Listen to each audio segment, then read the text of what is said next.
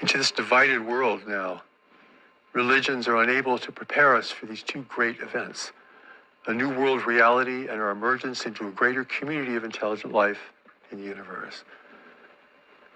Bound to the past and contentious with one another, they cannot prepare us now.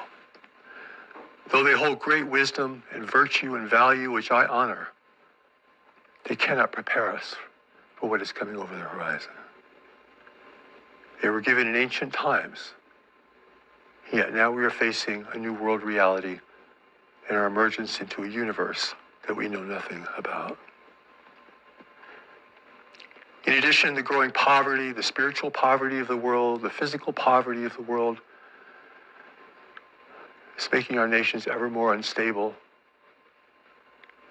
Human suffering is growing. Human dissension is growing. These are the times we live in, which are chaotic and appear to be ever more hazardous. Many people will turn away and not even want to look at these things I speak of, for they do not have the strength or the heart to do so yet. They want to believe that the future will be like the past, but the future will never be like the past. And the future we're facing most certainly will be very, very different.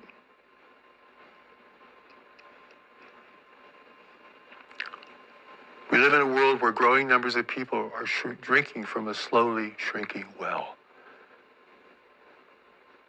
Food, water, resources.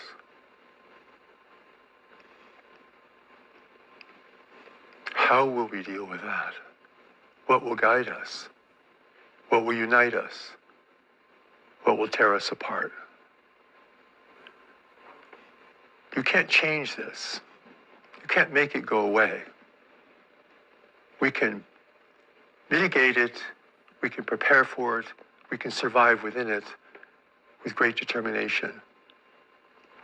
Not relying only on political leaders or religious leaders, but on what's native to us as individuals, the inner strength that God has given us to meet these times, to adapt to these times.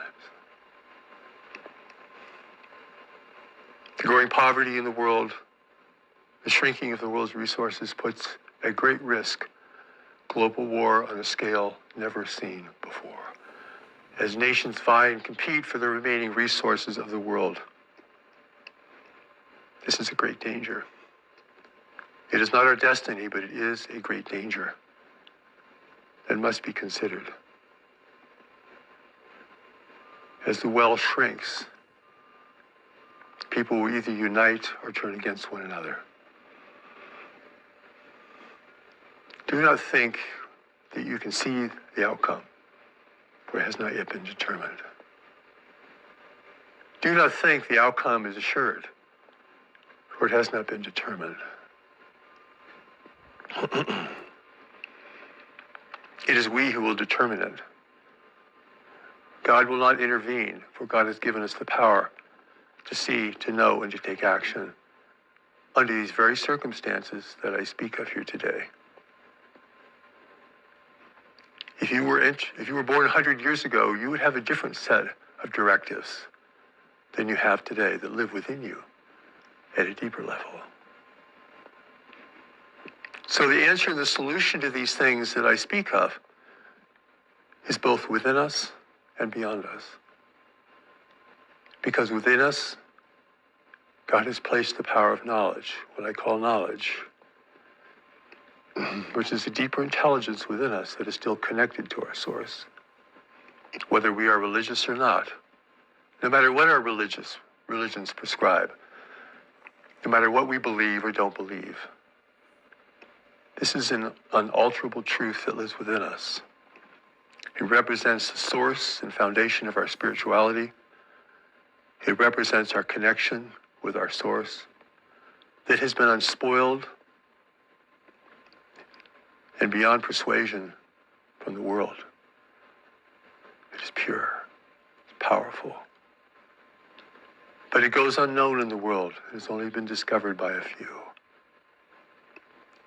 This is how God will save us as individuals, and how we, through our own efforts and uniting together, will save the world,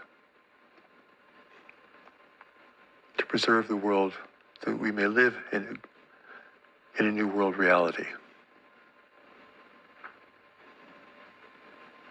It's not the end times. It is a time of great transition. It's not the end of the world. It's the beginning of a new world reality. The change that it will produce will be greater than anything that has ever been known in the time of human civilization.